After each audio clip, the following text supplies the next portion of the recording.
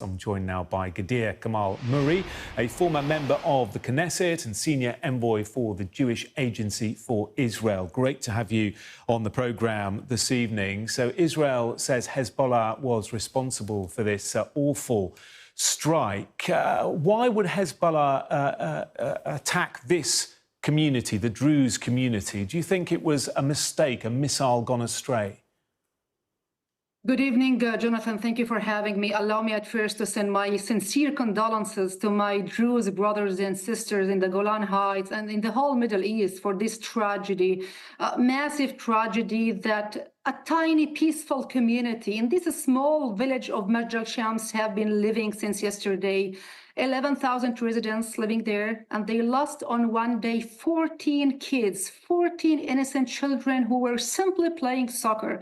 So this is the story of Israel. This is what we are dealing with. This is what we have been trying to tell the world for months, and it's happening. Tragedy. Yes, Hamas is standing behind this attack. Yes, Hezbollah is responsible for that, sending, aiming, targeting civilians with this Iranian missile loaded with 50 kilos of explosives is unacceptable, is crossing the red lines. Knowing, Jonathan, that there is no any military base in that area, knowing that there is no IDF military base there in the region is something that we understand and we have been saying. And it's another proof what we are dealing with. And seeing Hezbollah rushing to say that we are refusing to take any responsibility, that it's not us, is simply unacceptable. IDF already delivered absolute proofs showing that this is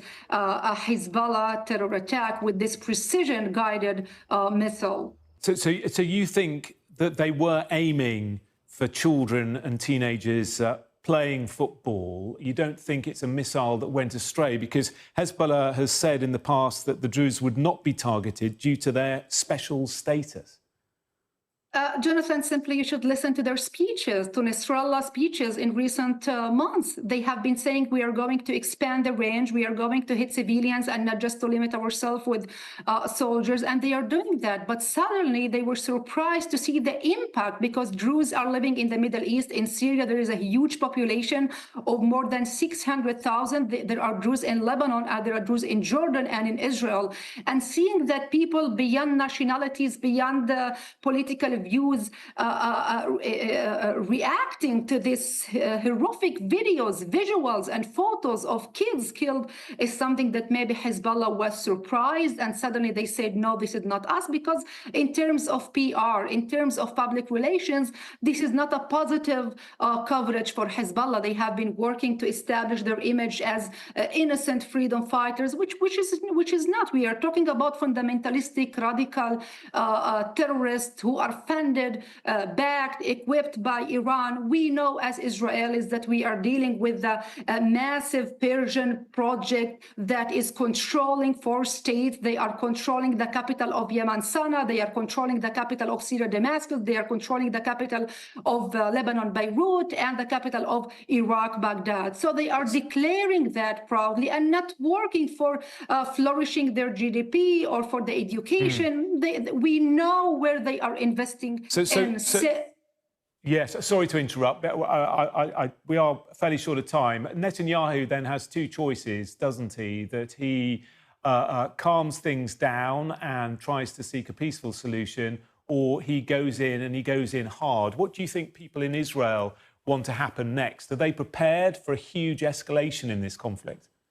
Jonathan, there is no capacity to allow more these attempts. Israel has been working for 10 months to try peacefully in diplomatic efforts, political efforts with regional allies, with international bodies to put an end to this war, to deter Hezbollah, to force them solely to respect international guarantees, UN resolutions such 1701 that they themselves signed to withdraw beyond the Litani. And we understand that those terrorists are not respecting any resolutions or any understanding. So we understand that it's counting down mode. We understand that probably just military operation would deter them from continuing those attacks against Israel. Attacks that I want to remind our viewers, we, the state of Israel, we didn't start this war.